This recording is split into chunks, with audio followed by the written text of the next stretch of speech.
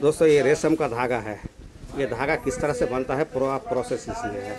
पहले आपका फैक्ट्री से आपका जो कुकुन्स आता है, कुकुन्स को पहले आपका एक फैक्ट्री में छोटा रील में आपका धागा बनाते हैं। ये कुकुन्स है, ये जो दिख रहा है आपका कुकुन्स, और इस कुकुन्स को आपका सुखाया जाता है।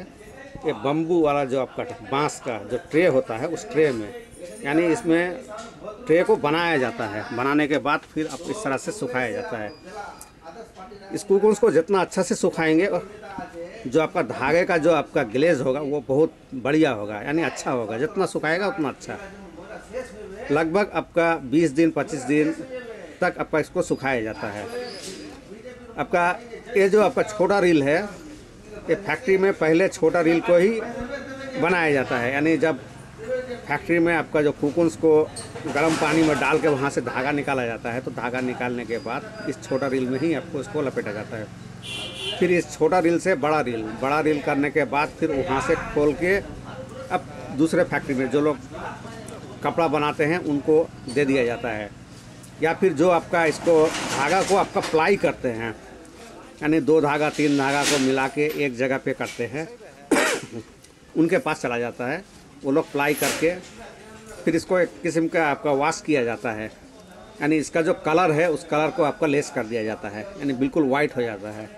वाइट होने के बाद फिर उसको बुना जाता है, यानी फैक्ट्री में आपका देके उसको कपड़ा बुनाया जाता है।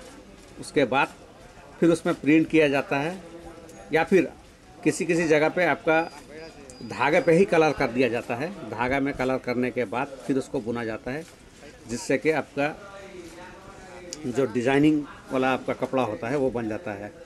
और एक्स्ट्रा जिसमें प्रिंट किया जाता है उसमें आपका प्लेन कपड़ा होता है, उसमें अलग से आपका प्रिंट किया जाता है।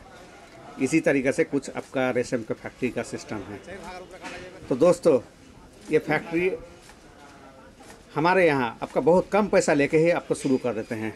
यानी आपका 4-5 लाख रुपया या 6 लाख 7 लाख रुपये में ही आपका शुरू कर देता है। ये जो आपका धागा दिख रहा है ये कोई बड़ा आपका रील से निकाल के उस तरह से बनाया जाता है।